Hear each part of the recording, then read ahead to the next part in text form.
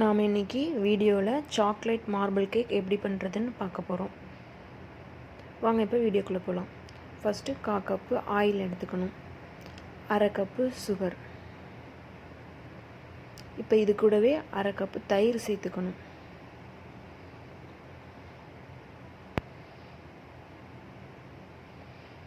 இது மூணையும் இப்போ நல்லா சேர்த்து நல்லா மிக்ஸ் பண்ணிக்கணும்.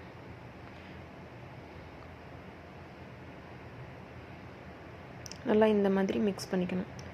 இதுக்கப்புறமேட்டுக்கு இப்போ இதில் மாவு பொருள்லாம் சேர்த்துக்கலாம். 1 கப்பு மைதா மாவு எடுத்துக்கிறோம். அதை நல்லா சலிச்சு எடுத்துக்கணும். எந்த மாவாக இருந்தாலும் சரி, புதுசாக இருந்தாலும் சரி, அதை சலிச்சு தான் சேர்க்கணும். சலிச்சு சேர்த்தா தான் கேக் நல்லா சாஃப்டாக இருக்கும், இல்லைன்னா கொஞ்சம் குறன்னு இருக்கிற மாதிரி இருக்கும். இந்த மாதிரி நல்லா சலிச்சுக்கும்.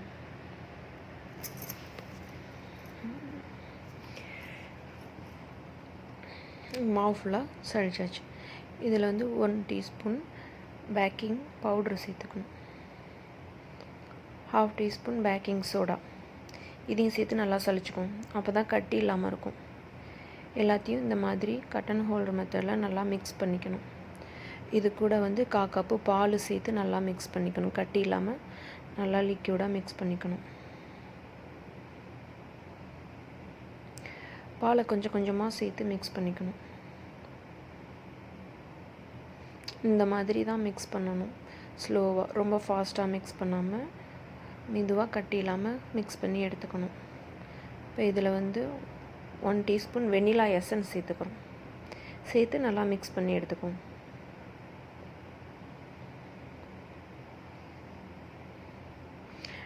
ஃப்ளேவருக்கு வேணுங்கிற மாதிரி சேர்த்துக்கலாம்.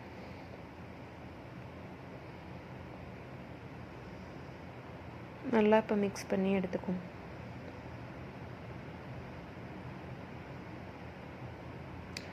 இதுலேருந்து இப்போ ஒரு 1/2 கப்பு தனியாக எடுத்து வச்சுக்கும். இது கூட இப்போ 1 tablespoon cocoa powder add பண்ணிக்கிறோம்.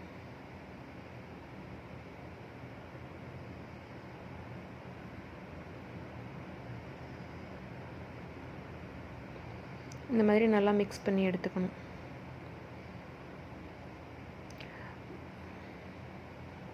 இப்போ நம்ம ரெடி ஆயிடுச்சு. அதில் 1 டேபிள் ஸ்பூன் வெண்ணிலா ஃப்ளேவர் போட்டு 1 ஸ்பூன் சாக்லேட் ஃப்ளேவர் போடணும்.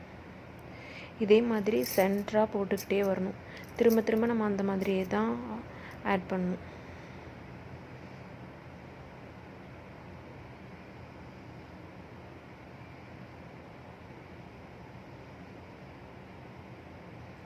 இதே மாதிரி திருப்பி பண்ணிகிட்டே வரணும். மாவு இந்த மாதிரி பதத்தில் தான் இருக்கணும். இப்படி விடும்போது அப்படியே மடித்து விடுவது பார்த்திங்களா, அந்த மாதிரி இருக்கணும்.